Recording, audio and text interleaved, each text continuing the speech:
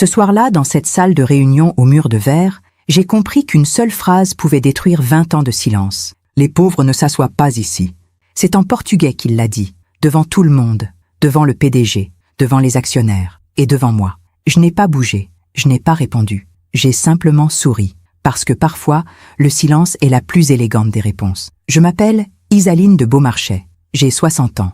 Et ce que je vais vous raconter, je l'ai porté seule pendant des années. Pas par honte, par dignité. Il y a des choses qu'on ne dit pas parce qu'elles sont fausses, mais parce qu'elles sont trop vraies. Pendant longtemps, j'ai cru que le silence protégeait ceux qu'on aime, que si je me taisais, ma fille serait heureuse, que si je restais dans l'ombre, elle brillerait davantage. Je me trompais. Cette histoire commence il y a 6 ans, ou peut-être bien avant. Peut-être le jour où Graciel m'a présenté Théomir pour la première fois, dans ce restaurant du 16e arrondissement où il avait réservé la meilleure table. Il portait une montre trop voyante, un costume impeccable, un sourire poli, et dans ses yeux, cette lueur que je connaissais bien. Celle des hommes qui mesurent tout, le prix, la valeur, le rang. Ce soir-là, il m'a demandé ce que je faisais dans la vie. J'ai répondu simplement « Je travaille dans la gestion ». Il a hoché la tête, déjà ailleurs. Graciel a posé sa main sur la sienne. Elle rayonnait. Et moi, j'ai bu mon thé en silence. Parce que certaines choses, on ne les annonce pas. On ne dit pas « Je suis actionnaire majoritaire d'une entreprise de conseil en investissement ». On ne dit pas « Cette réunion à 20 millions d'euros, c'est moi qui l'ai validée ». On ne dit pas « Ton futur mari négocie avec une entreprise que je dirige depuis 15 ans ». On sourit, on écoute et on observe. Aujourd'hui, je sais que j'aurais dû parler, que le silence n'est pas toujours de la sagesse, qu'il peut aussi être une prison. Mais ce soir-là, dans cette salle de réunion, quand il a dit ces mots « Gente pobre non santa acquis », quelque chose s'est brisé. Pas ma dignité, pas mon calme, mais cette illusion que j'avais construite pendant des années, que ma fille m'aimait encore, que ma discrétion était une preuve de force, que le respect se gagnait par le silence. Le PDG a levé les yeux vers moi. Il a murmuré quelque chose à Théomir, et pendant 5 secondes, 5 longues secondes, mon gendre est resté figé, comme s'il venait de comprendre. Mais il était déjà trop tard. Parfois, on fait confiance à ceux qui ne la méritent pas. Et vous, avez-vous déjà été déçu par quelqu'un que vous aimiez? Racontez-moi votre histoire dans les commentaires. J'aimerais vous lire. Il y a des souvenirs qu'on garde comme des photographies. Nets, précis, douloureux. Le jour où Graciel est né, c'était un mardi de septembre 1987. Il pleuvait sur Paris. Je me souviens de la pluie contre les vitres de la clinique, de mes mains tremblantes, de ce premier cri qui a tout changé. Elle était petite, fragile, parfaite. Et moi, j'étais seule. Son père était parti 6 mois avant sa naissance. Pas par lâcheté, par indifférence. Il avait dit « Ce n'était pas prévu. Je ne suis pas prêt. » Comme si un enfant était un projet professionnel qu'on pouvait reporter. Je ne l'ai jamais revu. Et je ne l'ai jamais regretté. Graciel a grandi sans père, mais pas sans amour. J'ai travaillé pour 2. J'ai renoncé aux sorties, aux voyages, aux robes neuves. Tout ce que je gagnais, c'était pour elle. Les cours de piano, les vacances en Bretagne, l'école privée. Je voulais qu'elle ait ce que je n'avais pas eu. La stabilité, l'éducation, la fierté. Pendant des années, nous avons été 2. Juste elle et moi. Le soir, après le dîner, elle s'asseyait sur le canapé et me racontait ses journées. Les disputes avec ses camarades, les notes en mathématiques, les garçons qu'elle trouvait beaux. Je l'écoutais, je riais avec elle, je la serrais dans mes bras quand elle pleurait. À cette époque, je travaillais comme assistante comptable dans une petite entreprise de conseil. Les horaires étaient longs, le salaire modeste, mais j'étais là tous les soirs à 18 heures, pour elle. Graciel était brillante. Elle a obtenu son baccalauréat avec mention, puis une licence en économie, puis un master. Je la regardais grandir et je me disais « Tu seras plus forte que moi, tu n'auras besoin de personne. » Mais quelque chose a changé. Pas d'un coup, lentement, comme une fissure qu'on ne voit pas tout de suite. C'était en 2015. Graciel avait 28 ans. Elle venait d'être embauchée dans un cabinet de gestion de patrimoine à Neuilly-sur-Seine. Elle rentrait le soir et me parlait de ses collègues, de leur voiture, de leurs montres, de leur week-end à Deauville. Elle disait « Maman, ils vivent autrement. » Je répondais « Mais toi aussi, tu vis bien. » Elle détournait les yeux. Un soir, elle est rentrée avec un bouquet de roses blanches. Elle souriait. Elle a dit « Maman, j'ai rencontré quelqu'un. » Mon cœur s'est serré. Pas de jalousie. Juste cette intuition. Celle des mères qui savent avant de savoir. Il s'appelait Théomir. Théomir Costa, 32 ans, consultant senior, diplômé de HEC. Il venait d'une famille brésilienne installée en France depuis 2 générations. Son père était promoteur immobilier, sa mère, avocate fiscaliste. Des gens bien placés, comme disait Gracielle. La première fois que je l'ai vu, c'était dans ce restaurant du 16e arrondissement. Le genre d'endroit où les nappes sont en lin et les serveurs portent des gants blancs. Théomir est arrivé en retard. Il a embrassé Gracielle sur les 2 joues, puis il m'a tendu la main, ferme, brève, professionnelle. Il m'a posé des questions polies. « Vous habitez où, Madame de Beaumarchais ?»« Dans le 19e. » Il a hoché la tête. Gracielle a souri, gênée. Il a ajouté « C'est un quartier animé. » J'ai compris le sous-entendu. Animé, populaire, ordinaire. Pendant tout le dîner, il a parlé de lui, de ses projets, de ses clients, de ses ambitions. Il voulait ouvrir son propre cabinet dans 3 ans. Il voulait acheter un appartement avec vue sur la Seine. Il voulait réussir. À la fin du repas, il a payé l'addition avec sa carte Gold. Il a dit « C'est moi qui invite, bien sûr ». Gracielle l'a remercié avec des yeux admiratifs. Moi, j'ai souri poliment. Dans le taxi qui me ramenait chez moi, j'ai senti un poids sur la poitrine. Pas de la colère, de la tristesse, parce que je venais de comprendre quelque chose. Ma fille était amoureuse, mais pas de lui, de ce qu'il représentait. Le statut, le prestige, la distance avec notre ancienne vie. Et moi, j'étais devenu un rappel de ce qu'elle voulait oublier. Pendant que je raconte tout cela, je me demande d'où vous m'écoutez. Écrivez le nom de votre ville en commentaire. Les fiançailles ont été annoncées 6 mois plus tard. C'était en mars 2016. Gracielle m'a appelé un dimanche matin.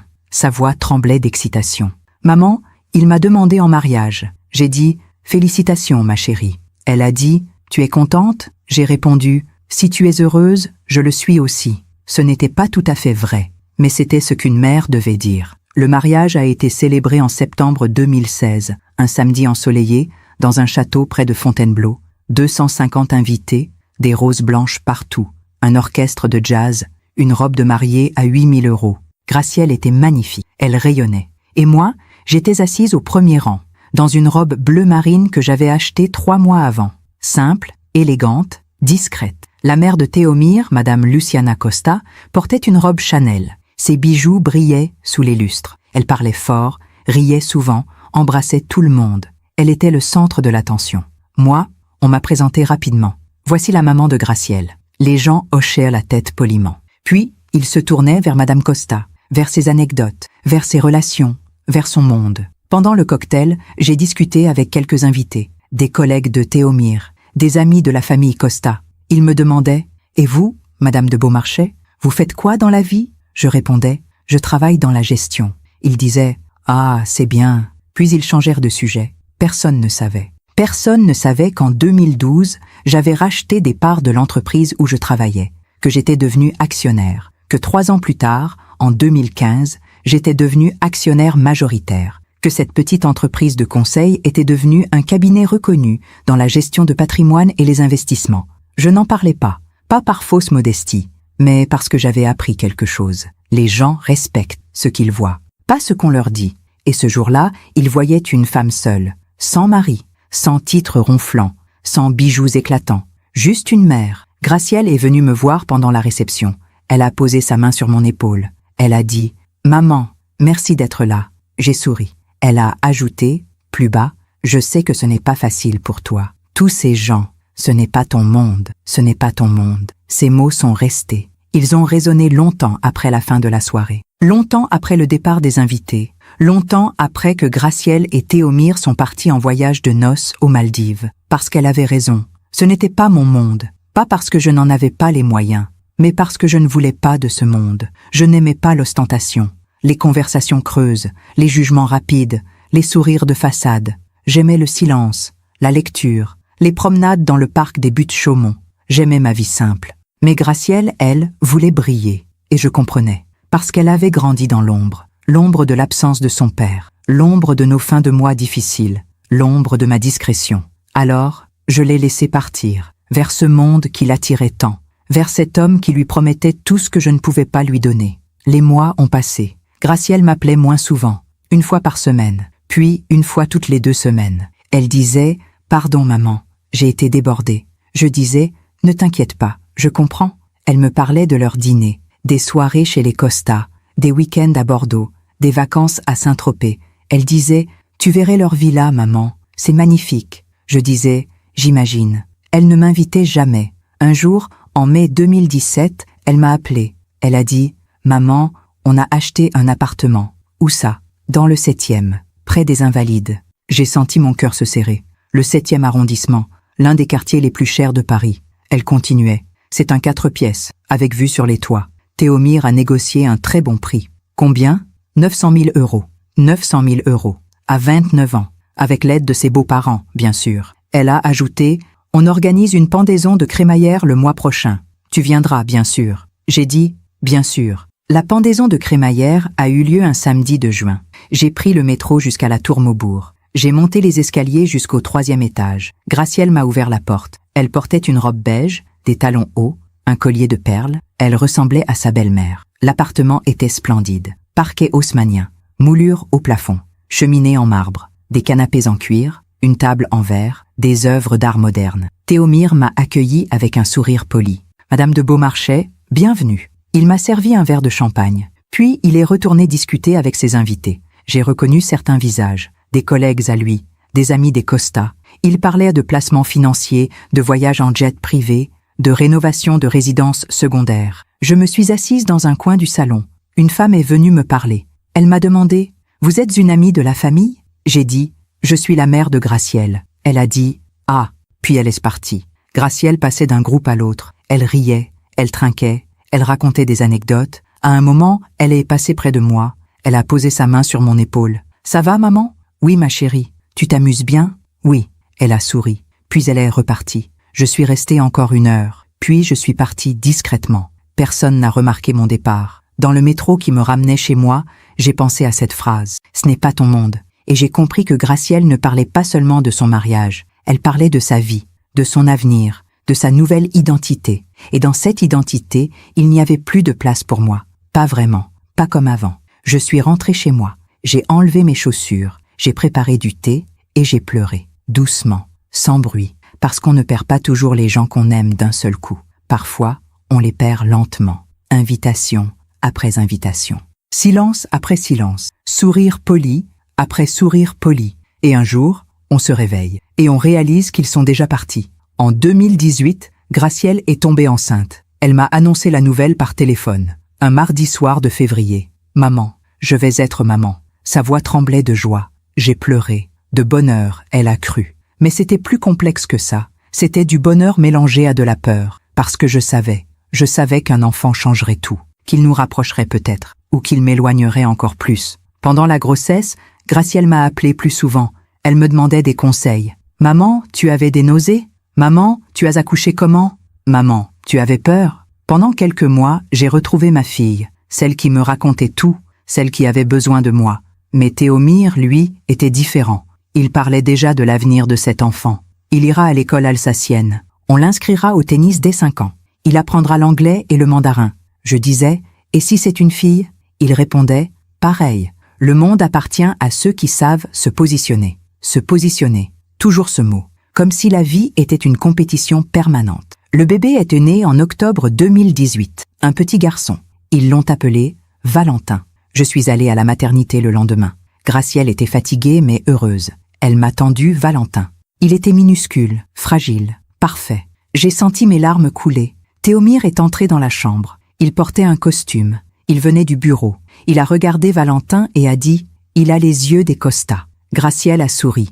Moi, j'ai serré Valentin un peu plus fort. Les premiers mois, je venais les voir 1 fois par semaine, le mercredi après-midi. Je gardais Valentin pendant que Gracielle se reposait. Je lui chantais des berceuses. Je lui racontais des histoires. Je le berçais jusqu'à ce qu'il s'endorme. C'était les meilleurs moments de ma semaine. Parce que dans ces instants-là, j'étais utile. J'étais une grand-mère, pas une étrangère. Mais petit à petit, les choses ont changé. En mars 2019, Madame Costa a proposé de payer une nounou à temps plein. Gracielle a besoin de se reposer. Et vous, Madame de Beaumarchais, vous travaillez. J'ai dit, je peux m'organiser. Elle a souri poliment. C'est très gentil. Mais nous préférons quelqu'un de formé. Une professionnelle, comme si l'amour ne suffisait pas. La nounou s'appelait Céline, 28 ans, diplômée en puériculture. Elle parlait anglais couramment. Elle faisait du yoga avec Valentin. Elle lui lisait des livres en 3 langues. Elle était parfaite. Mes mercredis ont été espacés. Une fois toutes les 2 semaines, puis une fois par mois. Pardon maman, Céline a déjà prévu des activités. Et, pardon maman, on part chez les Costa ce week-end. Pardon maman, Valentin est fatigué. Je disais, je comprends. Et je comprenais vraiment. Je comprenais qu'on me remplaçait. En juin 2019, il y a eu le baptême de Valentin. Une grande cérémonie dans une église du 7e arrondissement, suivie d'une réception au Pré-Catelan. 150 invités, un orchestre, un traiteur étoilé. J'étais assise au 3e rang. Les Costa occupaient les 2 premiers. Théomir a fait un discours. Il a remercié ses parents pour leur soutien indéfectible. Il a remercié Gracielle pour lui avoir donné le plus beau des cadeaux. Il a parlé de l'avenir, de l'éducation, des valeurs. Il n'a pas parlé de moi. Après la cérémonie, pendant le cocktail, une amie de Madame Costa est venue me voir. Elle m'a demandé « Vous êtes de la famille ?» J'ai dit « Je suis la mère de Gracielle. » Elle a dit « Ah, je ne savais pas. On ne vous voit pas beaucoup. » J'ai souri. Je suis discrète. Elle a hoché la tête, puis elle est partie. Je suis restée jusqu'à la fin, parce qu'une mère reste, même quand on l'oublie. En décembre 2019, Théomir a été promu directeur associé dans son cabinet. Gracielle a organisé un dîner pour célébrer, chez eux, un samedi soir. Elle m'a invitée. J'étais la seule invitée de ma catégorie. Les autres étaient tous des associés, des clients importants, des relations professionnelles. Madame Costa était là aussi, évidemment. Elle portait une robe Dior, des boucles d'oreilles en diamant. Elle racontait des anecdotes sur les voyages de la famille. Pendant le dîner, la conversation a tourné autour de l'immobilier. Quelqu'un a dit « Le 19e, ça monte doucement, mais ce n'est pas encore là. » Quelqu'un d'autre a ri. « Le 19e ? Mon Dieu, non, c'est trop populaire. » Et j'ai baissé les yeux, parce que j'habitais dans le 19e. Gracielle le savait, Théomir le savait, mais personne n'a rien dit. À un moment, Madame Costa a demandé « Et vous, Madame de Beaumarchais, vous habitez toujours au même endroit ?» J'ai dit « Oui ». Elle a dit « Vous ne pensez pas à déménager ?» J'ai répondu « Non, je suis bien où je suis ». Elle a souri. C'est bien d'être attaché à ses racines. Ses racines. Comme si j'étais un arbre planté dans un sol pauvre. Après le dîner, j'ai aidé Gracielle à débarrasser. Elle m'a dit « Merci d'être venue, maman ». J'ai dit « C'est normal ». Elle a baissé la voix. « Je sais que ce n'est pas facile pour toi. Tous ces gens… » J'ai dit « Je vais bien, ne t'inquiète pas ». Mais elle ne m'a pas cru. Ou plutôt, elle a choisi de me croire, parce que c'était plus simple. En janvier 2020, le monde s'est arrêté. La pandémie, les confinements, les restrictions, la peur. Pendant des mois, je n'ai pas vu Valentin. Gracielle m'appelait par vidéo. « Dis bonjour à mamie, Valentin. » Il avait 18 mois. Il babillait, il souriait, mais il ne me reconnaissait plus. Théomir travaillait de chez lui. Il apparaissait parfois à l'écran, derrière Gracielle. Il disait « Bonjour, Madame de Beaumarchais. Vous allez bien ?» Je disais « Oui, et vous ? On gère. Heureusement qu'on a de l'espace ici. » De l'espace. J'habitais un 2 pièces de 45 mètres carrés. Eux vivaient dans 110 mètres carrés. Mais il avait raison. Heureusement qu'ils avaient de l'espace. Pendant cette période, mon entreprise a continué de tourner. En télétravail, en visioconférence. Les investissements ont ralenti, mais nous avons tenu, parce que j'avais bâti quelque chose de solide, quelque chose de discret, mais de résilient. Personne ne savait, ni Gracielle, ni Théomir. Ils pensaient que je travaillais dans la gestion, un métier vague, un salaire modeste, une vie simple, et je les laissais penser ça, parce que je n'avais rien à prouver, ou du moins, c'est ce que je me disais. En septembre 2020, les restrictions se sont assouplies. J'ai pu revoir Valentin. Il avait presque 2 ans. Il marchait, il parlait un peu. Mais quand il m'a vu, il s'est caché derrière Gracielle. Elle a dit « Il ne te reconnaît plus, maman. Ça fait longtemps. » J'ai souri. C'est normal. Mais mon cœur s'est brisé un peu plus. Les mois ont passé. 2021, 2022. Valentin grandissait. Il allait à la crèche, puis à la maternelle. Une école privée dans le 7e. Cours d'anglais, cours de musique, cours de natation. Je le voyais une fois par mois, parfois moins. « Pardon, maman, on a un planning très chargé. » Et je disais toujours « Je comprends, parce que c'est ce que font les mères. Elles comprennent. Elles s'effacent, elles attendent. » Mais parfois, tard le soir, dans mon appartement silencieux, je me demandais si j'avais bien fait, de me taire, de m'effacer, de ne rien dire. Je me demandais si Gracielle m'aimait encore, ou si elle avait juste pitié. Je me demandais si Théomir me respectait, ou s'il me tolérait, parce que j'étais la mère de sa femme. Je me demandais si Valentin se souviendrait de moi, ou si, dans quelques années, je deviendrais juste une vieille dame qu'il voyait à Noël. Et puis, un jour, j'ai arrêté de me demander. Parce que j'ai compris. J'ai compris que le silence n'était pas de la sagesse. C'était de la lâcheté. Je me demande encore si j'ai fait le bon choix. Et vous? Qu'auriez-vous fait à ma place? En 2023, Théomir a ouvert son propre cabinet. Costa & Associés, conseil en gestion de patrimoine et investissement. Bureau dans le 8e arrondissement. Vue sur les Champs-Élysées, 5 associés, 15 employés. Gracielle était fière. Elle en parlait à chaque appel. Théomir travaille jour et nuit, maman. Il vient de signer un contrat avec une famille princière du Moyen-Orient. On a été invité à Monaco pour un gala de charité. Je l'écoutais. Je disais, c'est formidable. Et je le pensais vraiment. Parce qu'une mère veut toujours que sa fille soit heureuse, même quand cette fille l'oublie. En avril 2023, Gracielle m'a appelée. Elle semblait nerveuse. Maman, j'ai besoin de te parler. Mon cœur s'est serré. Quand une fille dit ça, c'est rarement une bonne nouvelle. Elle a dit, on va déménager. Où ça? Dans le 16e, près du Trocadéro. Elle a continué rapidement, comme pour justifier. C'est pour Valentin. Les écoles sont meilleures, et Théomir a besoin d'être proche de ses clients. Je ne savais pas quoi dire. Le 16e arrondissement. Encore plus loin, encore plus cher, encore plus éloigné de ma réalité. Elle a ajouté, on a trouvé un 5 pièces, 140 mètres carrés, avec terrasse. Combien? 1,3 million, 1 300 000 euros. Je suis restée silencieuse. Elle a dit, maman, tu es là? J'ai dit, oui, je suis contente pour vous. Tu viendras nous voir, bien sûr, mais je savais que chaque déménagement était une distance de plus, pas seulement géographique, émotionnelle. En juillet 2023, ils ont emménagé. Un appartement magnifique, parquet en chêne massif, cuisine ouverte, baie vitrée donnant sur la tour Eiffel. Une chambre pour Valentin, une chambre d'amis, un bureau pour Théomir. Je suis venue pour la pendaison de crémaillère. Il y avait au moins 50 personnes, des associés de Théomir, des amis, la famille Costa au complet. Madame Costa m'a saluée avec un sourire poli. Madame de Beaumarchais, toujours fidèle au poste, j'ai souri. Toujours. Pendant la soirée, j'ai observé. Les gens buvaient du champagne. Ils riaient.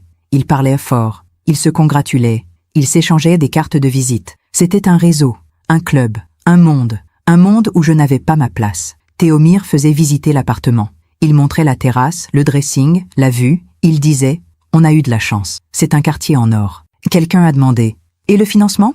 Il a souri. Mes parents ont aidé, et j'ai de bons rendements sur mes investissements. Il parlait avec assurance, comme si tout lui était dû, comme s'il avait construit un empire. Plus tard dans la soirée, je me suis retrouvée sur la terrasse, seule. Je regardais les lumières de Paris, la tour Eiffel scintillait.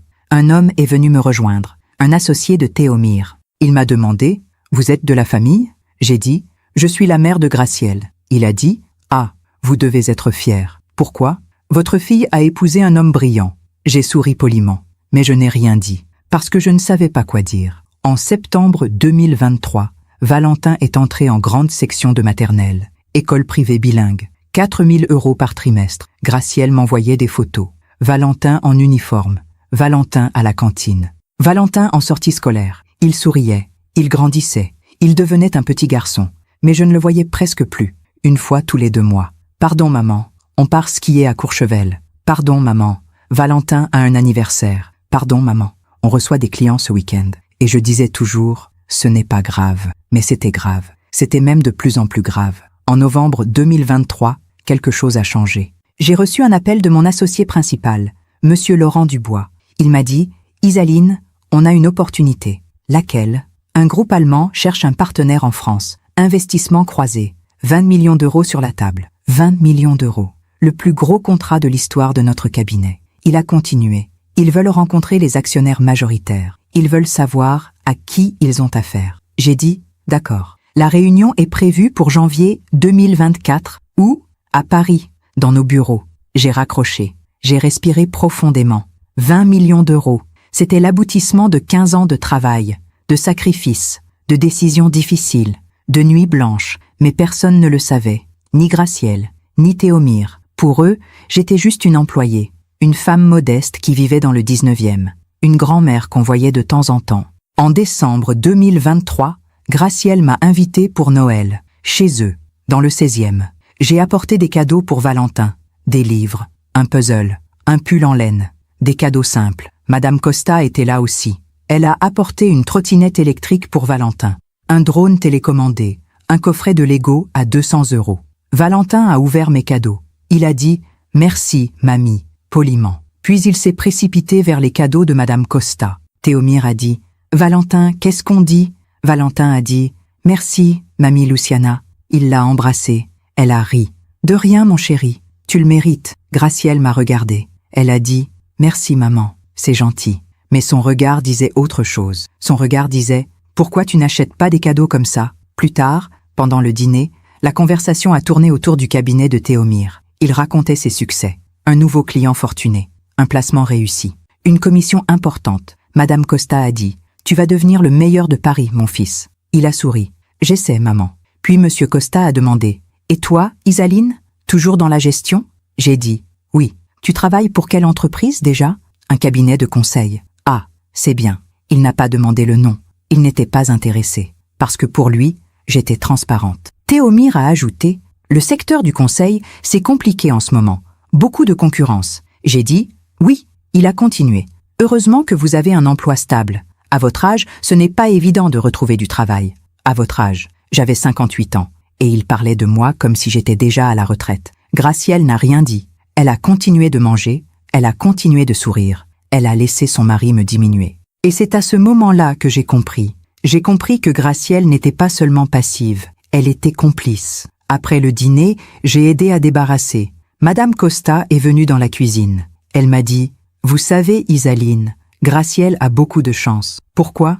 Théomir lui offre une belle vie. Elle ne manque de rien. » J'ai dit « Je sais. » Elle a ajouté « C'est important pour une femme d'avoir un homme qui subvient à ses besoins. » Subvient à ses besoins. Comme si Gracielle était une enfant. Comme si elle n'avait pas son propre diplôme, sa propre carrière. Je n'ai rien répondu, parce que je savais que ça ne servait à rien. Je suis partie vers 22 heures. Gracielle m'a raccompagnée à la porte. Elle m'a embrassée sur les joues. « Merci d'être venue, maman. » J'ai dit « Joyeux Noël, ma chérie. » Dans le métro qui me ramenait chez moi, j'ai pensé à cette soirée, aux cadeaux, aux regards, au silence. Et j'ai compris quelque chose. Je comprenais que je n'étais pas juste oubliée, j'étais méprisée. En janvier 2024, la réunion a été confirmée. 20 millions d'euros. Les Allemands voulaient rencontrer l'équipe dirigeante. Monsieur Dubois m'a dit « Il faut que tu sois là, Isaline. Tu es l'actionnaire majoritaire. » J'ai dit « Je serai là. » La réunion était prévue pour le 15 janvier, dans nos bureaux, rue de la Bourse, dans le 2e arrondissement.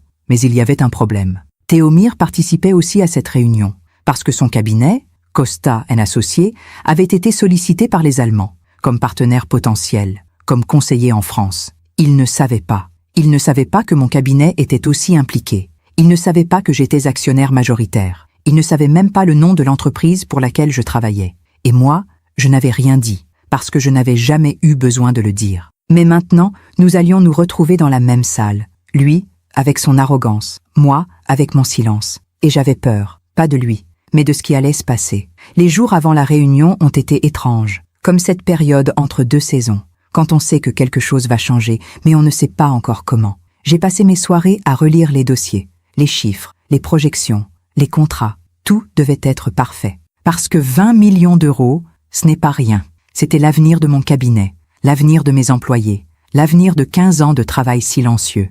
Monsieur Dubois m'appelait tous les jours. « Isaline, les Allemands sont exigeants. Ils veulent rencontrer tous les décideurs. Je serai là. Ils veulent aussi rencontrer Costa & Associés. Apparemment, Théomir Costa a une bonne réputation. Théomir Costa, mon gendre, l'homme qui me traitait comme une vieille dame sans importance. J'ai demandé, quand vont-ils arriver ? Le 15 janvier à 14 heures. Réunion prévue à 15 heures. D'accord. Tu es sûr que ça va aller ? Oui. Pourquoi ? Je ne sais pas. Tu sembles tendu, tendu. C'était un mot faible. J'étais terrifiée, pas à cause de la réunion, pas à cause des Allemands, mais à cause de ce moment où Théomir allait comprendre, ce moment où il allait me voir, vraiment me voir. Le 10 janvier 2024, Gracielle m'a appelée. Elle semblait excitée. « Maman, Théomir a une réunion très importante cette semaine. »« Ah oui ? » ?»« Oui, avec un groupe allemand. 20 millions d'euros. » Mon cœur s'est arrêté. Elle a continué. « C'est énorme, maman. Si ça marche, son cabinet va exploser. Je suis contente pour lui. Il est stressé. Il prépare tout depuis des semaines. C'est normal. » Elle a ajouté, « Il y aura d'autres cabinets présents. Des concurrents. Mais Théomir est confiant. Tant mieux. »« Maman, tu m'écoutes ? » « Oui, ma chérie. Je t'écoute. » Mais je n'écoutais plus vraiment. Je pensais à cette salle de réunion, à ce moment où nos regards allaient se croiser, à cette seconde où tout allait basculer. Le 13 janvier, j'ai reçu un message de Gracielle. « Maman, on organise un dîner samedi soir pour souhaiter bonne chance à Théomire. Tu veux venir? Samedi soir. » Le 14 janvier, la veille de la réunion. J'ai hésité, puis j'ai répondu « oui », parce qu'une partie de moi voulait voir comment il se comportait avant, voir s'il allait encore me diminuer, voir si Gracielle allait encore se taire. Le samedi soir, je suis arrivé chez eux vers 19h. Il y avait déjà du monde. Les parents de Théomire, quelques associés, des amis proches. Théomire portait un costume gris anthracite. Il était tendu. On le voyait. Il parlait vite. Il riait fort. Il buvait du whisky. Quand il m'a vu, il a dit « Bonsoir, Madame de Beaumarchais ». J'ai dit « Bonsoir, Théomire ». Il a ajouté « Merci d'être venu ». Puis il est reparti vers ses invités. Gracielle m'a embrassé. Elle portait une robe noire, des talons, un collier en or. Elle ressemblait de plus en plus à Madame Costa. Elle m'a dit « Maman, installe-toi, je reviens ». Elle est partie accueillir d'autres invités. Je me suis assise dans un coin du salon, seule. Madame Costa est venue me voir. Elle portait une robe bordeaux, des boucles d'oreilles en émeraude. Elle a dit « Isaline, vous allez bien ?»« Oui, merci. Vous devez être fière de Théomire. » « Pourquoi ? Il va décrocher le plus gros contrat de sa carrière. » J'ai souri. « J'espère pour lui. » Elle a dit « Il le mérite. Il travaille tellement. » Puis elle est repartie. Pendant le dîner, Théomire a pris la parole. Il a dit « Merci à tous d'être là. Demain est un grand jour. » Tout le monde a applaudi. Il a continué. « Cette réunion peut changer beaucoup de choses. Pour mon cabinet, pour ma famille, pour notre avenir. » Il a regardé Gracielle. Elle lui a souri. Il a ajouté « Je sais qu'il y aura de la concurrence, d'autres cabinets. Mais je suis prêt. » Son père a dit « Tu es le meilleur, mon fils. » Madame Costa a dit « Ils vont voir de quel bois tu es fait. » Théomire a levé son verre. « À demain. » Tout le monde a trinqué. Moi, j'ai bu une gorgée de vin. Et j'ai pensé « Demain. » Après le dîner, je me suis retrouvée sur la terrasse. Il faisait froid. Le ciel était dégagé. On voyait les lumières de Paris. Théomire est sorti. Il fumait un cigare. Il m'a vu et a dit « Vous ne restez pas à l'intérieur? J'ai besoin d'air. » Il a hoché la tête. Il a dit « Vous savez, Madame de Beaumarchais, je suis content que Gracielle vous ait invitée. Merci. Elle vous aime beaucoup. J'espère. » Il a tiré sur son cigare, puis il a ajouté « Vous devez être soulagé. » De quoi? Que Gracielle ait réussi, qu'elle ne manque de rien. J'ai senti une pointe dans sa voix, comme un reproche déguisé. Il a continué « Parce que vous avez travaillé dur. Vous avez élevé Gracielle seule. Ce n'était pas facile. Non, ce n'était pas facile. Mais maintenant, elle est bien. Elle a tout ce qu'il faut. Grâce à moi.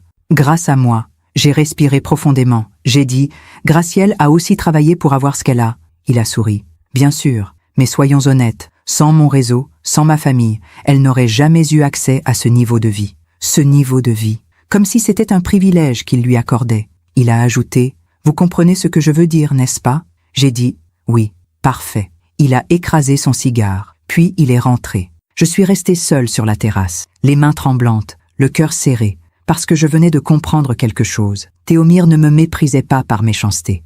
Il me méprisait parce qu'il était convaincu d'avoir raison, convaincu que l'argent définissait la valeur, convaincu que le statut définissait la dignité, convaincu que je n'étais rien. Et Gracielle le laissait penser ça. Je suis partie discrètement vers 22h30. Gracielle m'a raccompagnée à la porte. Elle m'a dit « Merci d'être venue, maman. » J'ai dit « Bonne chance à Théomire pour demain. » Elle a souri. « Il va réussir, j'en suis sûre. » Dans le taxi qui me ramenait chez moi, j'ai pensé à cette phrase. « Il va réussir. » Mais réussir quoi exactement? Humilier les autres? Se sentir supérieur? Prouver qu'il avait raison? Cette nuit-là, je n'ai pas dormi. Je suis restée éveillée, à regarder le plafond, à penser à demain, le 15 janvier 2024. Le jour où tout allait changer.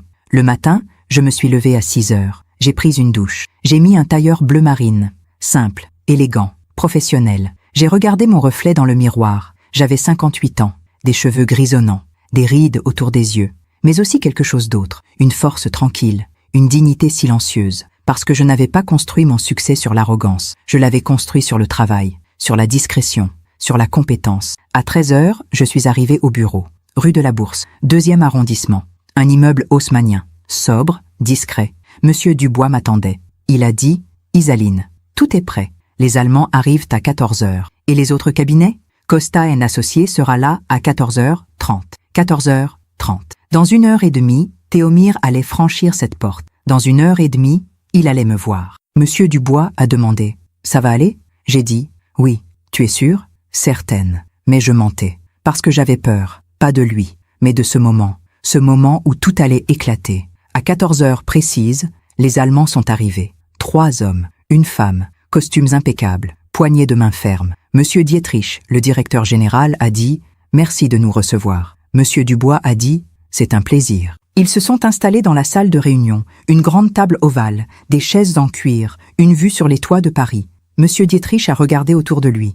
Il a demandé « Où est l'actionnaire majoritaire ?» Monsieur Dubois a souri. « Elle arrive, elle. » À 14h25, je suis entré dans la salle de réunion.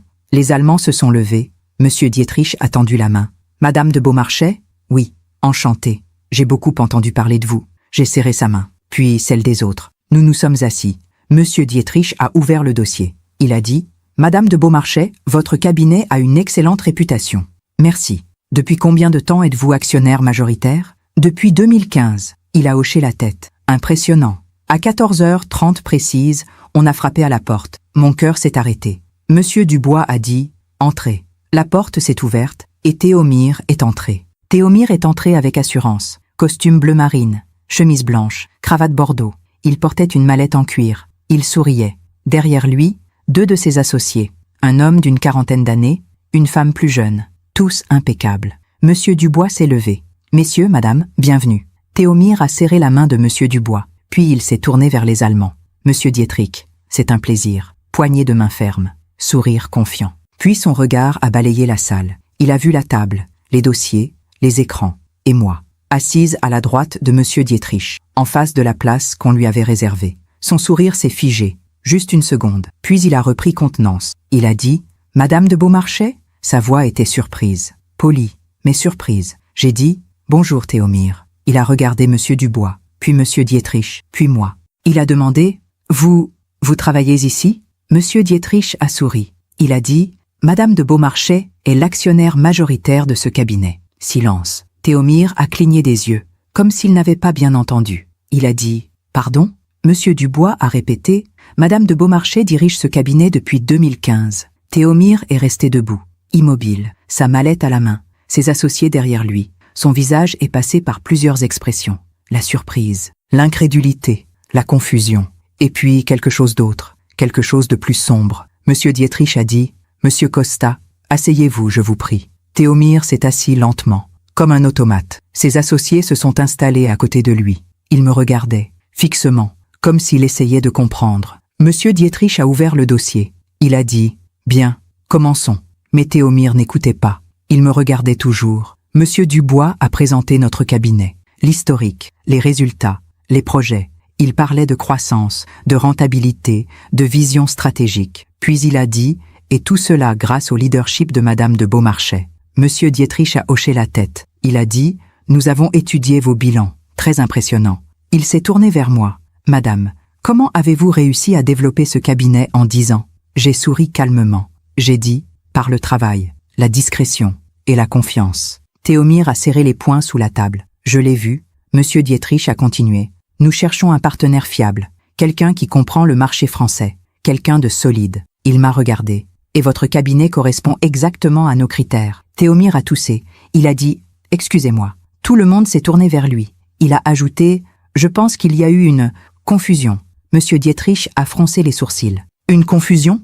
Théomir a dit « Je ne savais pas que Madame de Beaumarchais. » Il s'est arrêté. Il a cherché ses mots. Je suis restée silencieuse, calme, les mains posées sur la table. Monsieur Dubois a dit « Vous ne saviez pas quoi, Monsieur Costa ?» Théomir a regardé ses associés, puis moi, puis Monsieur Dietrich. Il a dit « Rien, excusez-moi, continuez. » Mais sa voix tremblait légèrement. La réunion a continué. Monsieur Dietrich posait des questions. Je répondais. Monsieur Dubois complétait. Théomir écoutait, mais il ne parlait plus. Il regardait ses notes, puis moi, puis ses notes à nouveau. À un moment, Monsieur Dietrich a demandé « Et vous, Monsieur Costa, quelle est votre proposition ?» Théomir a sursauté. Il a ouvert son dossier. Il a commencé à parler, mais sa voix manquait d'assurance. Il a dit « Notre cabinet, Costa & Associés, nous avons une expertise en gestion de patrimoine. » Il bafouillait légèrement. Monsieur Dietrich écoutait poliment, mais je voyais son regard. Un regard qui évaluait, qui comparait. Théomir a continué. Nous avons des clients fortunés, des relations internationales. Monsieur Dietrich a dit, combien d'employés? 15. Depuis combien de temps? Depuis 2023. Monsieur Dietrich a hoché la tête. Donc un cabinet récent. Théomir a dit, oui, mais en forte croissance. Monsieur Dietrich a souri poliment. Puis il s'est tourné vers moi. Madame de Beaumarchais, combien d'employés avez-vous? J'ai dit, 32. Et votre chiffre d'affaires annuel? 12 millions d'euros. Silence. Théomir a pâli. Monsieur Dietrich a dit, impressionnant. Puis il a regardé Théomir. Et vous, monsieur Costa? Théomir a avalé sa salive. 3 millions d'euros. Monsieur Dietrich a noté quelque chose. Puis il a refermé son dossier. Il a dit, je pense que nous avons suffisamment d'informations. Il s'est levé. Tout le monde s'est levé aussi. Il m'a serré la main. Madame de Beaumarchais, nous vous recontacterons très prochainement. Merci, monsieur Dietrich. Puis il s'est tourné vers Théomir. Monsieur Costa, merci pour votre présentation. Poignée de main brève, sourire poli. Mais je savais, tout le monde savait. La décision était déjà prise. Les Allemands sont partis. Les associés de Théomir sont sortis. Monsieur Dubois est parti chercher des documents. Il ne restait que moi et Théomir, seul dans la salle de réunion. Il me regardait, fixement. Son visage était blême. Il a dit « Depuis quand ?» J'ai dit « Depuis quand quoi ?»« Depuis quand vous êtes… » Il n'arrivait pas à finir sa phrase. J'ai dit calmement « Actionnaire majoritaire depuis 2015. » Il a secoué la tête. « Pourquoi vous n'avez rien dit ?» J'ai souri doucement. « Vous ne m'avez jamais demandé. » Il a frappé la table du poing. « Ne jouez pas avec moi !» Sa voix était montée d'un ton. Pour la première fois, il perdait son calme. J'ai dit « Je ne joue pas, Théomir. Je n'ai jamais joué. » Il a dit « Vous auriez dû me dire. » Pourquoi ? Parce que… Il cherchait ses mots. J'ai dit « Parce que vous m'auriez traité différemment ?» Silence. Il a détourné le regard. J'ai continué. « Vous m'auriez respecté ? Vous m'auriez invité différemment ? Vous auriez parlé de moi autrement ?» Il ne répondait pas. J'ai dit « Théomir, pendant des années, vous m'avez regardé de haut. » Il a dit « Ce n'est pas vrai. » Si, c'est vrai. Ma voix était calme, mais ferme. Vous m'avez traité comme une vieille dame sans importance, comme une mère embarrassante, comme quelqu'un qui n'avait pas sa place dans votre monde. Il a dit « Vous exagérez. » Vraiment ? J'ai pris une pause. Puis j'ai dit « Le soir de votre mariage, vous m'avez à peine adressé la parole. J'étais occupée. À la pendaison de crémaillère, on m'a demandé si j'étais une amie de la famille. Ce n'était pas ma faute. À Noël dernier, vous avez dit que j'avais de la chance d'avoir un emploi stable, à mon âge. » Il a baissé les yeux. Et samedi soir, sur votre terrasse, vous m'avez dit que Gracielle avait tout grâce à vous. Silence. J'ai continué. Vous pensez que l'argent définit la valeur. Vous pensez que le statut définit la dignité. Il a dit, ce n'est pas ce que je pense. Si, c'est exactement ce que vous pensez. Il a levé les yeux vers moi. Il y avait quelque chose dans son regard. De la colère, de la honte, de la confusion. Il a dit, Gracielle ne sait pas. J'ai dit, non. Pourquoi vous ne lui avez jamais dit? J'ai souri tristement. Parce que je voulais qu'elle m'aime pour ce que je suis, pas pour ce que j'ai. Silence. Il a dit, vous allez le lui dire maintenant? J'ai dit, je ne sais pas encore. Il a pris sa mallette, il s'est levé, il a dit, vous avez gagné. J'ai dit, ce n'était pas une compétition, Théomir. Il a dit, pour vous, peut-être, pas pour moi. Puis il est sorti. Je suis restée seule dans la salle de réunion, assise à cette grande table, les mains tremblantes, le cœur lourd, parce que je n'avais pas gagné. J'avais juste montré la vérité. Et la vérité n'apporte pas toujours du soulagement. Parfois, elle apporte juste de la solitude. 1 heure plus tard, mon téléphone a sonné. C'était Gracielle. J'ai hésité. Puis j'ai répondu. « Maman ?» Sa voix tremblait. « Oui, ma chérie. Théomir vient de rentrer. Il est bizarre. » « Bizarre comment ? Il ne parle pas. Il est enfermé dans son bureau. » J'ai fermé les yeux. Elle a continué. « Il a dit quelque chose de bizarre. »« Quoi ? » Il a dit « Ta mère m'a humiliée. » Mon cœur s'est serré. « Qu'est-ce qui s'est passé, maman ?» J'ai respiré profondément. « On s'est vu à une réunion. »« Une réunion ? Quelle réunion ? » ?»« Une réunion professionnelle. Je ne comprends pas. » J'ai dit « Gracielle, il faut qu'on parle. »« De quoi ? » ?»« De beaucoup de choses. » Elle a dit « Maman, tu me fais peur. » J'ai dit « N'aie pas peur, mais il faut qu'on parle. En face. Quand ? Demain. » D'accord. Elle a raccroché. Je suis rentrée chez moi. J'ai enlevé mon tailleur. J'ai préparé du thé.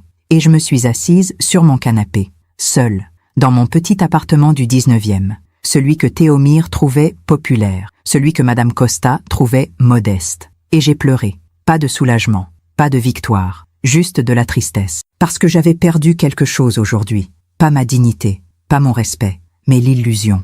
L'illusion que ma fille pourrait encore me voir. L'illusion que le silence me protégeait. L'illusion que tout irait bien si je restais invisible. Cette nuit-là, je n'ai pas dormi. Je pensais à demain, à cette conversation avec Gracielle, à ce que j'allais dire, à ce qu'elle allait répondre. Et je me demandais si elle allait comprendre, ou si elle allait choisir son mari, comme elle l'avait toujours fait. Le lendemain était un mercredi, le 16 janvier 2024. Il faisait froid, le ciel était gris. J'ai pris le métro jusqu'au 16e arrondissement. Ligne 6, station Trocadéro. J'ai marché lentement vers leur immeuble, les mains dans les poches de mon manteau, le cœur battant, parce que je savais que cette conversation allait tout changer. Soit elle nous rapprocherait, soit elle nous séparerait définitivement. J'ai sonné à l'interphone. La voix de Gracielle a répondu « Maman ?» « Oui, monte. » L'ascenseur était silencieux, un miroir sur la paroi. Je me suis regardée. J'avais 58 ans, mais je me sentais vieille, fatiguée.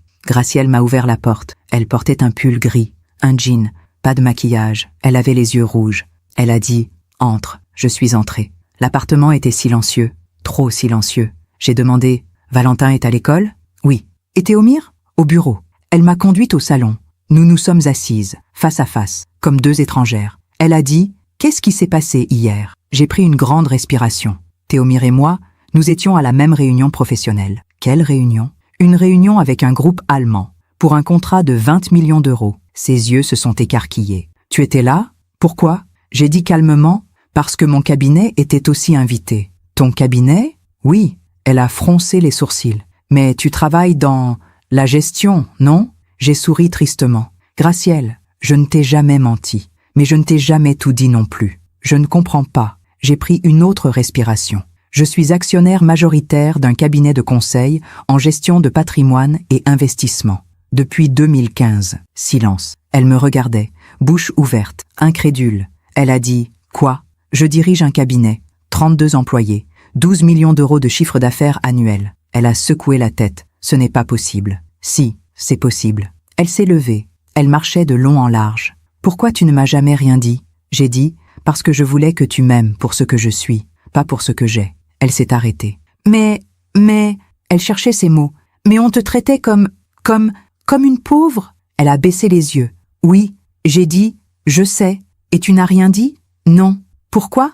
J'ai dit, parce que je voulais voir. Voir quoi? Voir si tu me défendrais. Voir si tu me respecterais même sans savoir. Voir si tu m'aimerais même si je n'avais rien. Silence. Elle s'est rassise. Les larmes coulaient sur ses joues. Elle a dit « Maman ?» Sa voix tremblait. « Maman, je ne savais pas. » J'ai dit « Je sais. » Elle a continué. « Si j'avais su, tu aurais quoi ?» Elle s'est tue, parce qu'elle savait. Elle savait que rien n'aurait changé. Pas vraiment. J'ai dit doucement « Gracielle, le problème n'est pas que tu ne savais pas. Le problème, c'est que tu m'as laissé être traitée comme ça. » Elle a secoué la tête. « Ce n'est pas vrai. » Si, ma voix était calme, mais ferme. À ton mariage, tu m'as dit « Ce n'est pas ton monde. Je ne voulais pas te blesser. » Mais tu l'as fait. Elle pleurait maintenant. Aux pendaisons de crémaillère, tu me présentais à peine. J'étais occupée. À Noël, quand Théomir parlait de mon âge, de mon quartier, de ma vie, tu ne disais rien. Je ne voulais pas créer de conflit. J'ai dit « Gracielle,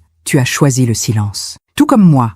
Mais la différence, c'est que moi, je me taisais par dignité. Toi, tu te taisais par honte. Elle a levé les yeux vers moi, blessée. Honte? J'ai dit « Oui, tu avais honte de moi. » Non, si, j'ai continué. Tu avais honte de ma vie simple, de mon appartement modeste, de mes cadeaux ordinaires. Elle pleurait de plus en plus fort. Ce n'est pas vrai. Tu voulais appartenir au monde de Théomir, au monde des Costa. Et pour ça, tu devais effacer d'où tu venais. Elle a posé son visage dans ses mains. Elle a dit entre deux sanglots « Je voulais juste que ma vie soit différente. » J'ai dit « Je comprends. Vraiment? Oui, parce que je t'ai élevée pour que tu aies une vie meilleure que la mienne. » J'ai fait une pause. « Mais je ne t'ai pas élevée pour que tu méprises celle que je t'ai donnée. » Silence. Elle pleurait. Je la regardais. Et j'ai ressenti quelque chose d'étrange. Pas de la colère, pas de la rancune, mais de la tristesse, parce que je venais de comprendre quelque chose. Ma fille n'était pas méchante. Elle était perdue.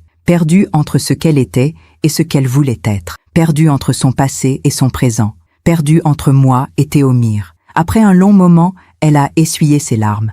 Elle a dit « Qu'est-ce que tu vas faire maintenant ?» J'ai dit « Je ne sais pas encore. Tu vas leur dire ? Au Costa, je n'ai rien à leur prouver. Et Théomir, il sait déjà. Elle a dit, il est détruit. J'ai dit, ce n'était pas mon intention. Qu'est-ce que tu voulais alors? J'ai réfléchi. Je voulais juste être vue. Elle a baissé les yeux. J'ai continué. Pendant des années, j'ai été invisible. Pour toi, pour lui, pour sa famille. J'étais juste la mère, la vieille dame. Celle qu'on invite par politesse. Maman, hier, quand Théomir est entré dans cette salle de réunion, il m'a vue pour la première fois. Vraiment vue. J'ai fait une pause. Et il a compris. Il a compris que la dignité ne dépend pas du nombre de zéros sur un compte en banque. Gracielle a dit, qu'est-ce qui va se passer maintenant? J'ai dit, je ne sais pas. Entre nous, j'ai souri tristement. Ça dépend de toi. De moi? Oui, j'ai pris sa main. Gracielle, je t'aime. Je t'aimerai toujours. Mais je ne peux plus vivre dans l'ombre. Je ne peux plus accepter d'être traitée comme si je ne comptais pas. Elle serrait ma main. Je comprends. Et toi? Qu'est-ce que tu veux? Elle a hésité, puis elle a dit, je veux te connaître vraiment. Vraiment? Oui, mais sa voix manquait de conviction. Et je l'ai entendue. Parce qu'une mère entend toujours. Je suis partie 1 heure plus tard. Gracielle m'a accompagnée à la porte. Elle a dit, maman, je suis désolée. J'ai dit, je sais, pour tout, je sais. Elle m'a embrassée, fort, longtemps. Puis, je suis partie. Dans le métro qui me ramenait chez moi, j'ai pensé à cette conversation, à ses larmes, à ses excuses, à ses promesses. Et je me suis demandé si quelque chose allait vraiment changer. Ou si, dans quelques semaines, tout redeviendrait comme avant. Parce que les gens ne changent pas facilement. Surtout quand changer signifie remettre en question toute leur vie. Le soir, j'ai reçu un appel de Monsieur Dubois. Isaline, bonne nouvelle. Les Allemands ont choisi notre cabinet. Mon cœur s'est arrêté. Vraiment? Oui. 20 millions d'euros. Contrat signé pour 5 ans. J'ai fermé les yeux. C'est formidable. Tu ne sembles pas très enthousiaste. J'ai souri. Si. Je suis juste fatiguée. Repose-toi. Tu le mérites. J'ai raccroché. Je me suis assise sur mon canapé, dans mon petit appartement, celui que je n'avais jamais quitté, celui que j'aimais, et j'ai pleuré. Pas de tristesse, pas de joie, juste de soulagement, parce que j'avais gagné ce contrat, mais j'avais perdu quelque chose d'autre. Quelques jours plus tard, en février 2024, j'ai reçu un message de Gracielle. « Maman, Théomir veut te parler. » J'ai hésité. Puis j'ai répondu. « Quand ? Demain soir, chez nous. » J'ai accepté. Le lendemain soir, je suis retournée dans le 16e. Théomir m'a ouvert la porte. Il portait un pull noir, un jean. Il semblait fatigué. Il a dit « Madame de Beaumarchais ». J'ai dit « Bonsoir Théomir ». Nous nous sommes assis au salon. Gracielle était là aussi, silencieuse. Théomir a dit « Je voulais m'excuser ».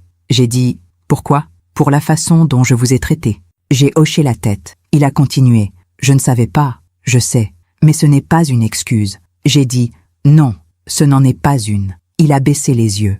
Je pensais que le succès se mesurait par ce qu'on montrait, par ce qu'on affichait. Et maintenant, je sais que je me trompais. J'ai dit, vraiment? Il a levé les yeux vers moi. Vous ne me croyez pas. Si, je veux vous croire, Théomir, mais les mots sont faciles, les actes sont plus difficiles. Il a hoché la tête. J'ai perdu ce contrat à cause de mon arrogance. J'ai dit, vous avez perdu ce contrat parce que votre cabinet est plus jeune et moins expérimenté. Mais si je ne vous avais pas méprisé, si j'avais été humble, peut-être. Silence. Gracielle a dit, « Maman, on voudrait repartir sur de nouvelles bases. » J'ai dit, « C'est-à-dire ? On voudrait que tu viennes plus souvent, que tu vois Valentin plus régulièrement, que tu fasses partie de notre vie. » J'ai souri. Gracielle, je n'ai jamais voulu ne pas faire partie de votre vie. Je sais, mais je ne veux plus être l'invitée polie, celle qu'on appelle quand on a le temps. Théomir a dit, « On comprend. » J'ai dit, « Je l'espère. » Je me suis levée. Je vais y aller. Gracielle a dit, « Déjà ? Oui, j'ai besoin de temps, pour réfléchir, pour comprendre si je peux vous faire confiance à nouveau. » Elle a dit, « Combien de temps ?» J'ai souri. « Je ne sais pas. » Théomir s'est levé. « Madame de Beaumarchais, je ferai tout pour regagner votre respect. » J'ai dit, « Ne le faites pas pour moi, faites-le pour vous. » Et je suis partie. Dans le taxi qui me ramenait chez moi, j'ai pensé à cette soirée, à leurs excuses, à leurs promesses. Et j'ai compris quelque chose. Le pardon n'est pas une porte qu'on ouvre d'un coup. C'est un chemin qu'on emprunte lentement, pas à pas, jour après jour. Et parfois, on ne sait pas où ce chemin mène. Les mois ont passé, lentement, comme une saison qui ne veut pas finir. Mars 2024, avril, mai. Le printemps est arrivé sur Paris. Les arbres ont fleuri. Les jours se sont allongés. Et moi, j'ai continué à vivre. Mais quelque chose avait changé. Pas à l'extérieur, à l'intérieur. J'avais posé mes limites. J'avais dit ma vérité. Et maintenant, j'attendais. Gracielle m'appelait plus souvent. Une fois par semaine, elle me demandait de venir voir Valentin. Elle me parlait de son quotidien. Elle essayait, mais je sentais. Je sentais que quelque chose manquait encore. La sincérité peut-être, ou la profondeur, parce qu'on ne répare pas 6 ans de distance en quelques mois. En avril 2024, j'ai reçu un appel de Monsieur Dubois. « Isaline, j'ai une nouvelle. Bonne ou mauvaise? Bonne pour nous, moins bonne pour Costa et Associés. » Mon cœur s'est serré. Qu'est-ce qui se passe? Ils viennent de perdre un gros client, un homme d'affaires saoudien. Pourquoi? Apparemment, il a entendu parler de la réunion de janvier, de l'attitude de Théomir Costa. J'ai fermé les yeux. Comment? Les Allemands ont parlé. Le milieu des affaires est petit, tu sais. Les gens se parlent. Qu'est-ce qu'ils ont dit? Que Théomir Costa était arrogant, qu'il avait manqué de professionnalisme, qu'il avait sous-estimé ses interlocuteurs. J'ai dit, ce n'est pas de ma faute. Je sais, c'est la sienne. J'ai raccroché, le cœur lourd, parce que je n'avais jamais voulu ça. Je n'avais jamais voulu détruire sa carrière. Je voulais juste être respecté. Mais le monde des affaires est impitoyable. Il ne pardonne pas l'arrogance. Il ne pardonne pas les erreurs de jugement. Et Théomir était en train de payer. En mai 2024, Gracielle est venue me voir, seule, sans Théomir, sans Valentin. Elle est arrivée chez moi un mercredi après-midi. Elle portait un jean, un pull simple, pas de maquillage. Elle semblait fatiguée. Elle a dit « Maman, je peux entrer ?» Bien sûr. Elle est entrée dans mon petit appartement. Elle a regardé autour d'elle, comme si elle le voyait pour la première fois. Elle a dit « C'est joli ici ». J'ai souri. « Merci ». Elle s'est assise sur le canapé. J'ai préparé du thé. Nous avons bu en silence pendant quelques minutes. Puis elle a dit « Le cabinet de Théomir va mal ». J'ai dit « Je sais ». « Comment tu sais ?»« Les gens parlent ». Elle a baissé les yeux. « Il a perdu 3 clients en 2 mois. Je suis désolée. »« Non, tu ne l'es pas. » J'ai dit calmement « Si, je le suis. » Elle m'a regardée, surprise. « Vraiment ?»« Oui, parce que je ne voulais pas ça. »« Qu'est-ce que tu voulais alors ?»« Je voulais qu'il comprenne, pas qu'il souffre. » Elle a dit « Eh bien, il a compris. Et maintenant, il souffre. » Silence. Elle a continué. « Il ne dort plus. Il travaille 15 heures par jour. Il essaie de sauver ce qu'il peut. » J'ai dit « Et toi ?»« Moi ? Oui. Comment tu vas ?» Elle a hésité, puis elle a dit « Je ne sais pas. » Ses yeux se sont remplis de larmes. « Je ne sais plus qui je suis, maman. » J'ai posé ma tasse. « Qu'est-ce que tu veux dire ? Pendant toutes ces années, j'ai essayé d'être quelqu'un d'autre. La femme de Théomir, la belle-fille des Costa, la maman parfaite. » Elle pleurait maintenant. Mais je ne sais plus qui est Gracielle. Je me suis approchée d'elle. Je l'ai prise dans mes bras. Elle a pleuré longtemps, comme une enfant. Puis elle a dit « Je suis désolée, maman. »« De quoi ? De t'avoir oublié, de t'avoir méprisé, de t'avoir traité comme si tu ne comptais pas. » J'ai dit « Je sais. Non, tu ne comprends pas. » Elle s'est redressée. « J'avais honte de toi. » Elle l'a dit. Enfin, la vérité. J'avais honte de notre vie d'avant, de notre petit appartement, de nos difficultés. Elle pleurait à chaudes larmes. Quand j'ai rencontré Théomir, j'ai vu une porte de sortie, une chance d'avoir une autre vie. Je comprends. Et pour avoir cette vie, je devais m'effacer. Elle a hoché la tête. Oui, silence. J'ai dit, Gracielle, je ne t'en veux pas. Comment tu peux dire ça? Parce que tu es ma fille, et parce que je comprends. Elle m'a regardée, incrédule. Tu comprends? Oui, tu voulais une vie meilleure. C'est normal. J'ai pris sa main. Mais maintenant, tu dois choisir. Choisir quoi? Choisir qui tu veux être. Elle a essuyé ses larmes. Je ne sais pas comment. Commence par être honnête, avec toi-même, avec moi, avec Théomir. Elle a hoché la tête. Nous sommes restés ensemble tout l'après-midi, à parler, à pleurer, à nous retrouver, lentement. En juin 2024, j'ai reçu une invitation officielle, pour un gala de bienfaisance organisé par la Chambre de commerce franco-allemande. Monsieur Dubois m'a appelé. « Isaline, tu dois venir. C'est important. » Pourquoi? Parce qu'ils vont annoncer notre partenariat avec les Allemands. Tu seras sur scène. Mon cœur s'est arrêté. Sur scène? Oui, pour recevoir une distinction. Femme entrepreneureuse de l'année. J'ai dit, je ne suis pas sûre. Isaline, tu le mérites. J'ai accepté. Le gala était prévu pour le 15 juin, à l'hôtel de Crillon, place de la Concorde. 300 invités, des chefs d'entreprise, des diplomates, des journalistes. J'ai acheté une robe, bleu nuit, élégante, sobre. Le soir du gala, je suis arrivée en taxi. J'ai monté les marches. Je suis entrée dans ce monde qui m'avait toujours méprisée. Mais cette fois, j'y entrais par la grande porte. Monsieur Dubois m'attendait. « Isaline, tu es magnifique. Merci. Viens, je vais te présenter. » Il m'a présenté à des dizaines de personnes. des directeurs, des ambassadeurs, des investisseurs. Ils me serrèrent la main, ils me félicitaient, ils me respectaient. Et moi, je souriais. Calmement, dignement. À un moment, j'ai vu quelqu'un, de l'autre côté de la salle. Théomir. Il portait un smoking. Il était avec Gracielle. Elle portait une robe longue, rouge. Nos regards se sont croisés. Il a détourné les yeux, rapidement. Gracielle m'a vu. Elle m'a souri, timidement. Je lui ai souri en retour. Puis la cérémonie a commencé. Tout le monde s'est assis. Les discours ont commencé. Le président de la Chambre de commerce a pris la parole. Ce soir, nous célébrons l'excellence, le partenariat, la vision. Il a parlé du contrat avec les Allemands, de l'importance de la collaboration franco-allemande. Puis, il a dit « Et je voudrais rendre hommage à une femme qui incarne parfaitement ses valeurs. » Mon cœur battait fort. Une femme qui a bâti son entreprise avec discrétion, avec compétence, avec intégrité. Il a marqué une pause. Madame Isaline de Beaumarchais. Applaudissements. Je me suis levée. J'ai monté sur scène. Les lumières étaient fortes. 300 pères Dieu me regardaient. Le président m'a remis une plaque. « Félicitations, Madame de Beaumarchais. » J'ai dit « Merci ». Il a dit « Vous voulez dire quelques mots ?» J'ai hésité. Puis j'ai pris le micro. J'ai regardé la salle. J'ai vu Monsieur Dubois qui souriait. J'ai vu les Allemands qui applaudissaient. J'ai vu Gracielle qui pleurait. Et j'ai vu Théomir. Il me regardait, fixement, le visage pâle. J'ai dit « Merci beaucoup pour cette distinction ». Ma voix tremblait légèrement. Je ne suis pas quelqu'un qui aime les projecteurs. Je préfère l'ombre, le travail silencieux. J'ai marqué une pause. Mais ce soir, je réalise que parfois, il faut accepter d'être vu. Parce que la dignité ne se cache pas, elle se porte. Applaudissements. J'ai construit mon entreprise seule, sans réseau, sans famille influente, juste avec du travail, de l'honnêteté et de la patience. On m'a souvent sous-estimé, à cause de mon âge, de mon apparence, de ma discrétion. J'ai regardé Théomir, mais j'ai appris quelque chose. La vraie valeur d'une personne ne se mesure pas à ce qu'elle montre. Elle se mesure à ce qu'elle construit. Silence. Alors merci. Merci de me voir enfin. Applaudissements. Longs, sincères. Je suis descendue de scène. Gracielle est venue me voir. Elle m'a serré dans ses bras. Elle a dit « Maman, je suis tellement fière de toi. » J'ai dit « Merci, ma chérie. » Théomir est resté en retrait. Il ne savait pas quoi faire, où se mettre. Puis il s'est approché. Il a dit « Madame de Beaumarchais, félicitations. » J'ai dit « Merci, Théomir. » Il a ajouté « Vous aviez raison. » À propos de quoi?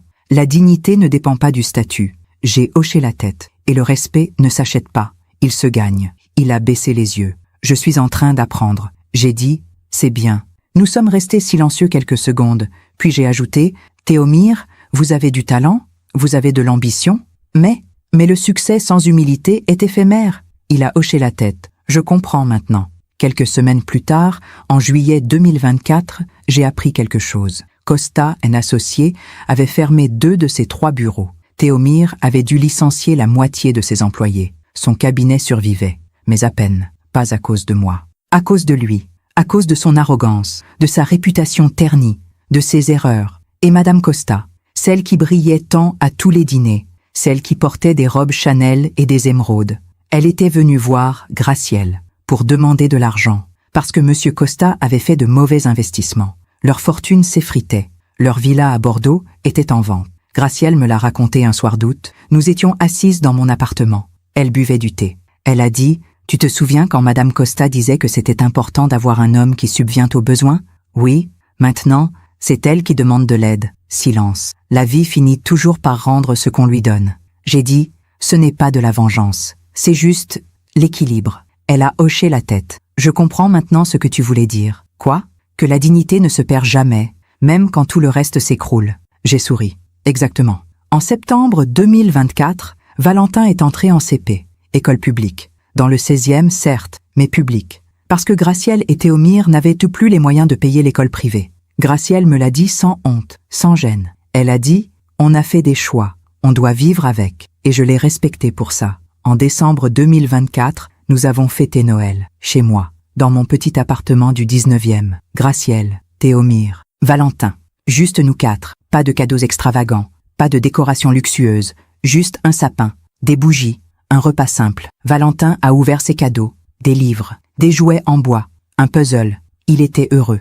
Théomir m'a dit « Madame de Beaumarchais, merci de nous recevoir. » J'ai dit « C'est normal, vous êtes ma famille. » Il a souri, un vrai sourire, humble. Et ce soir-là, j'ai compris. J'ai compris que la justice n'est pas toujours bruyante. Parfois, elle est silencieuse. Elle n'est pas dans la vengeance. Elle est dans la transformation. Théomir avait perdu son arrogance. Gracielle avait retrouvé son authenticité. Madame Costa avait perdu son piédestal. Et moi, j'avais gagné ma dignité. Aujourd'hui, nous sommes en janvier 2025. J'ai 59 ans et je me tiens debout dans mon petit appartement du 19e arrondissement, celui que je n'ai jamais quitté, celui que j'aime. Ce soir-là, dans cette salle de réunion aux murs de verre, quand mon gendre a dit « Gente pauvre non santa acquis », j'ai compris quelque chose. J'ai compris que la dignité ne demande jamais la permission de s'asseoir. Elle se tient debout, tranquille, silencieuse, et elle attend.